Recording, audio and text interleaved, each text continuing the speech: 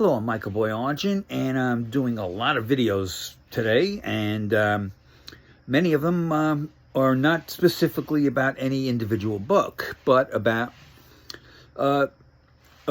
me and my late wife Jeri's life together, and our journeys, our travels, our love, our experiences. We had a symbiotic relationship in some respects. She taught me about art.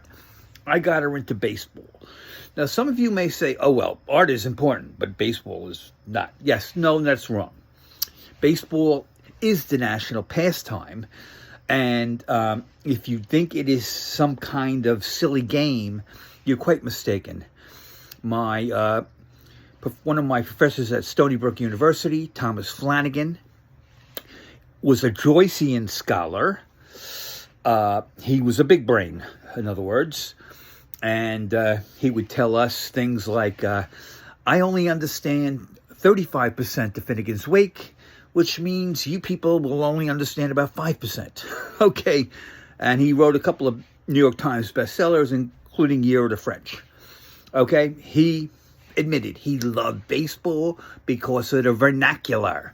And that's what it is about baseball. It's not just a game. It's things around the game. Film, books, the language, the craziness, the funny stories, etc. Everybody's got a baseball story, and they love to tell. When you're swapping stories at a bar, baseball stories are the best ones. Let's look at some of the people who have written books on baseball. Doris Kearns Goodwin, one of the major American historians of all time, wrote the great book, Wait Till Next Year, which was about the baseball scene in the late 50s when you still had the Dodgers, the Giants, and the Yankees all playing in New York. And everybody would be on their stoop listening on their radios to the games. You also had George Wills, a noted conservative thinker, old school conservative, I should say. And he wrote a fantastic baseball book, very thoughtful, Men at Work. So you've got some pretty heavy hitters out there in the way of authors writing about the sport. You also have these great authors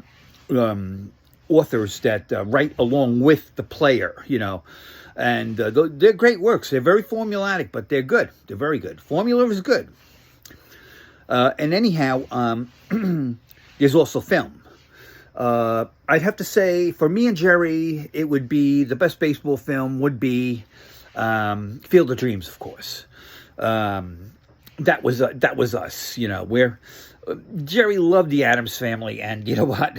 We kind of were like the Addams Family. I mean, people would come up to us and say, you guys are weird, but you're okay.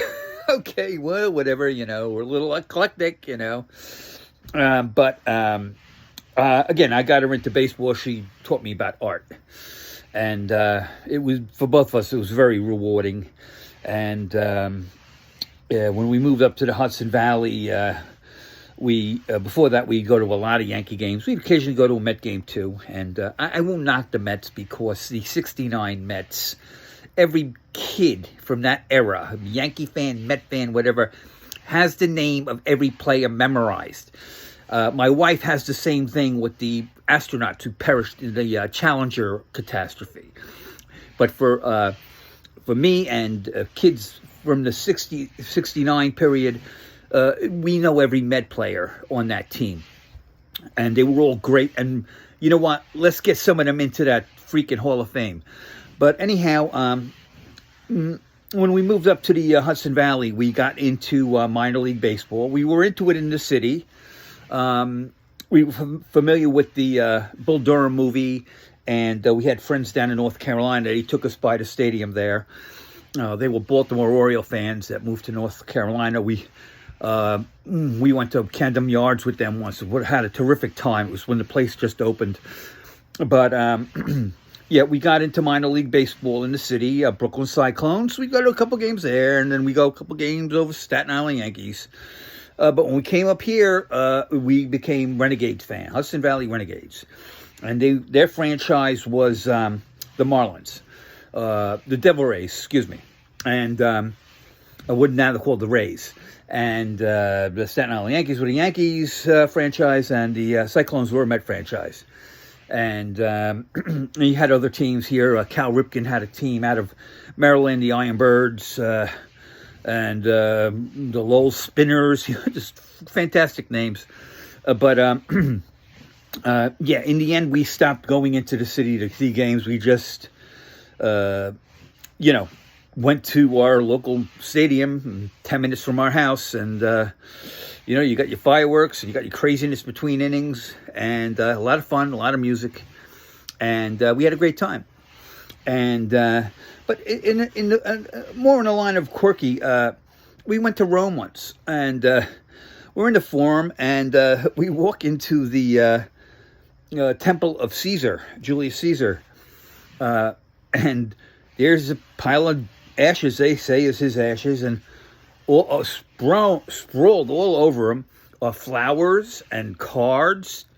So to this day, 2,000 years after his assassination, people still love him. And listen, the Romans were a very cruel people. Caesar was a little different. I mean, there's questions about whether his war with Gaul was a genocide or a war. But as a Roman, he was humane. He offered amnesty to his enemies, and often they refused it and committed suicide instead to spite him, which drove him crazy. He cared a lot about the common people. He took care of them. He cared for them. He left them in his will. And we assumed then that we could do the same thing in Greece years later. And before I get to Greece, in 2007, I got Jeri and myself into an inner circle tour at Stonehenge. No one believed us that this happened, and now I understand why the tour guide, who took a liking to us, made sure she took a lot of pictures of us with our cameras, because she knew no one's going to believe that we got in there. Anyhow, we got a lot of pictures in that inner circle. And, inevitably, someone will say, you weren't in the inner circle. I email them the picture, and they generally don't respond, and that's the last I ever hear from them. Why? I don't know. But anyhow, we took Jeri in there. I got Jeri in there, and the rule was, please do not touch the stones again. And it was incredible being inside that circle with those gigantic stones. And it was weird, too, because some of the stones were covered with crows. And, anyhow, so I'm there hanging out, and I look at Jeri, and she's looking up at the sky, and she's in her denim jacket, and she puts her arms behind her, and I'm like, oh my God, she's going to touch the stones. And she did. She looked up at the sky and leaned back, and with her palms touched the stones. Okay, so later when we were going to Athens, and after having seen what they did with Caesar's temple, Jeri wanted to leave roses for Athena.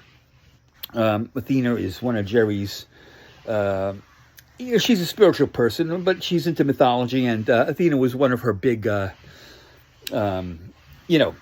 figures in mythology, and she enjoyed reading the Odyssey just for the Athena portions of the book, really. But she wanted to leave the roses, so she said, "Can you call them up and see how we can arrange that?" And I called them up, and I got read the Riot Act by the chief archaeologist of the Acropolis. That's where Jeri wanted to leave the roses. I'm sorry, at the Acropolis, and he pretty much told me this is an active archaeological site. There is no leaving flowers here. Yeah. So I don't know. When we got there, I got a feeling that security was keeping an eye on us. Anyhow, I did see what is supposed to be the olive tree that Athena gave to Athens, and whereby they named the city after her. And instead of Poseidon, he was also interested in becoming the benefactor for the city. But it ended up being Athena. And her olive tree is supposedly still stands there, and those olive trees do have longevity, so it's possible.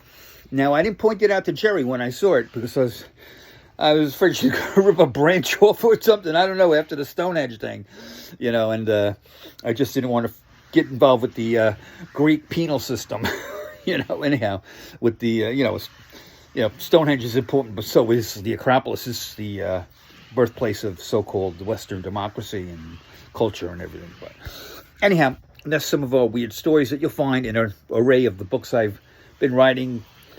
I've dedicated 11 books so far since late November to our relationship and travels and love. And I've got a few more to finish. And even my books before those were pretty much like this, about our story, Anyhow, I've taken enough of your time. See you later.